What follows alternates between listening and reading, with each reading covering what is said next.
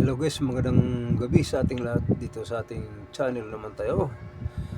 Shout out sa ating mga listeners, mga supporters natin dito sa YouTube, no. Ah, Matindi guys mga kababayan, pasabog. Si Inday Sara o mga kalaban ni Inday Sara kinakasuhan na sa asawa ni Sara, si Carpio. Ako po, mananagot niyan sila kung ano-ano lang ang ilang mga binibintang kay Sara Duterte, mga kababayan. Kanina, napanood ko kanina, grabe. Kailangan talaga nilang matanggal si Inday Sara sa impeach. Sabi naman nila kanina, magbubutuhan naman. Nako po, hindi sila nahihilo. Ngayon, kay kinasuhan na ang mga kakampi ni Ngagba kasi tungkol sa pirang nandyan sa bangko sa whistleblower, no, ay kinasuhan na rin ang manager sa whistleblower. So kasi yan ay isang masilan yan. Wala ka dyan ay pagsasabi sa mga ganon, no, mga kakababayan. Ngayon, pati ang mga nandyan sa Senado, gikasuhan na rin yung nagsampa ng impeachment kay Inday Sara, rin yung nagkakalkal din sa laundry.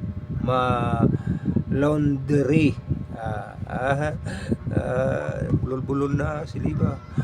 Laundry. Ngayon gikasuhan na rin ang mga senador, no. Ngayon kasama na ang laundry sa AMLAC, no.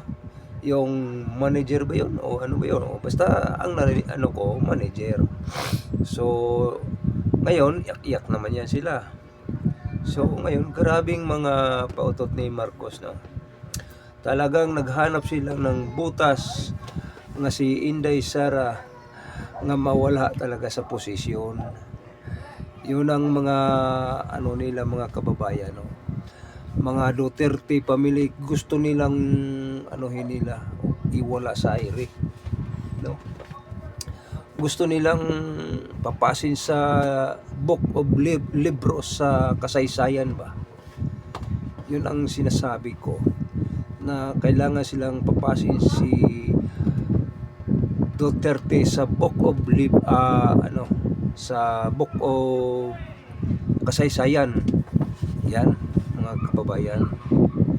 So ang di pa nakapag-subscribe, mag-subscribe na kayo para tayo po makatanggap ng notification. Masaya na rin kami, kagaya sa akin, masaya na ako nga bilang isang content creator na nag-follow kayo, nag-share kayo, nag-comment kayo sa aking channel.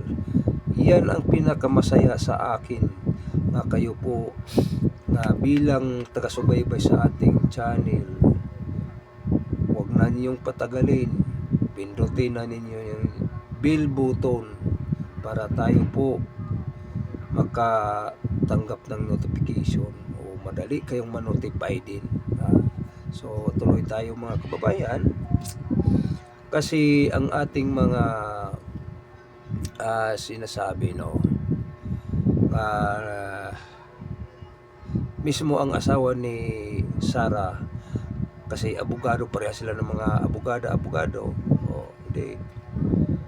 Ngayon gikasuhan na hindi man sa ombudsman, sa trial court sa saan ba yung banda.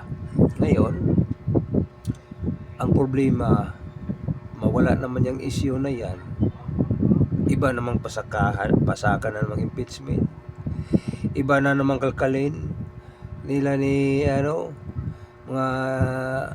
mga tiwalag sa gobyerno diyan sa Senado, no? Diyan sa Senado, malalaman yan, hindi pa alam nila yan, mga MPA yan, mga rebelde yan, mga sakim yan sa panggobyerno ni Duterte.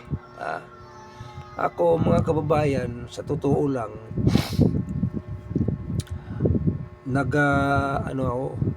kapgo ako dati, kasi ang diprotektahan ko yung bayan ko, yung barangay ko. Kung saan ako na destino, doon din ako. Kung ilang barangay ang nasakop sa aking bayan, sa aking lungsod. So, yan ang tinatawag na protect to reserve sa bayan. Ito, protektahan mo ang bayan. Diba? So ngayon, ang giprotektahan nila ni mga senador diyan o mga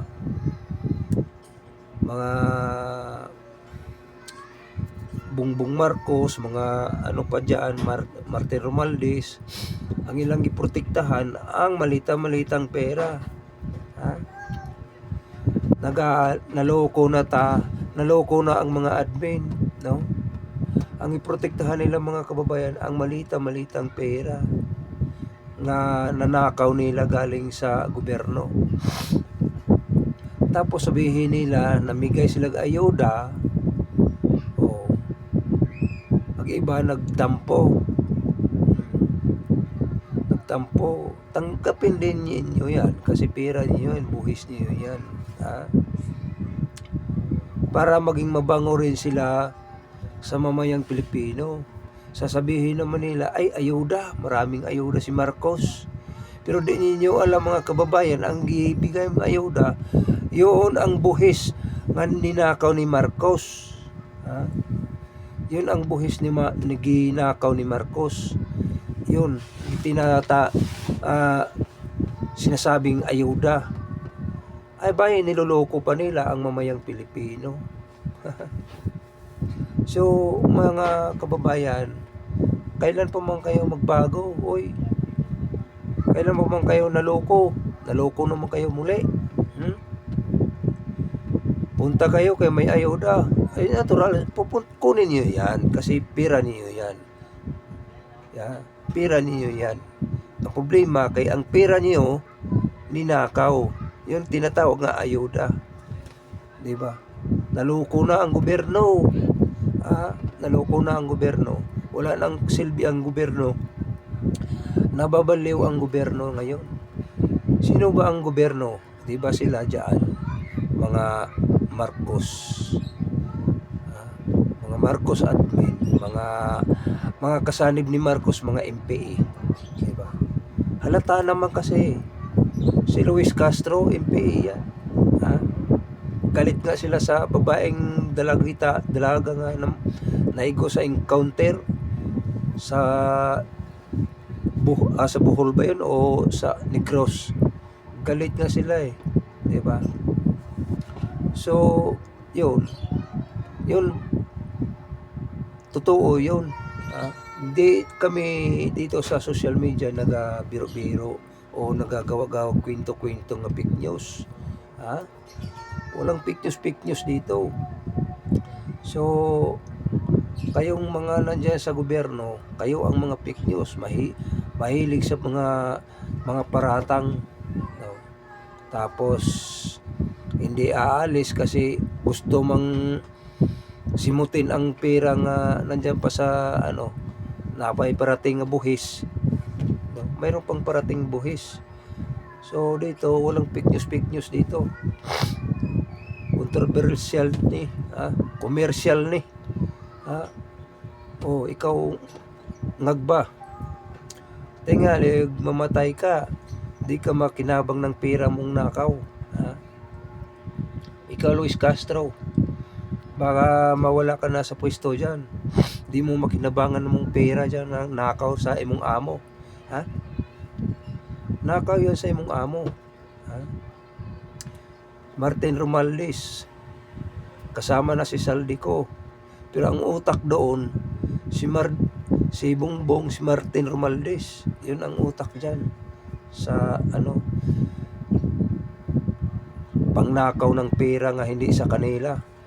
Hindi sa kanilang pinaghihirapan. Diba? So hanggang dito lang tayo mga kababayan. Maraming salamat. Thank you po. Kung di pa na mag-subscribe na kayo para makatamkap tayo ng notification. Ha? So, araw gabi ngayon ay aantayin itong upload natin. Ha?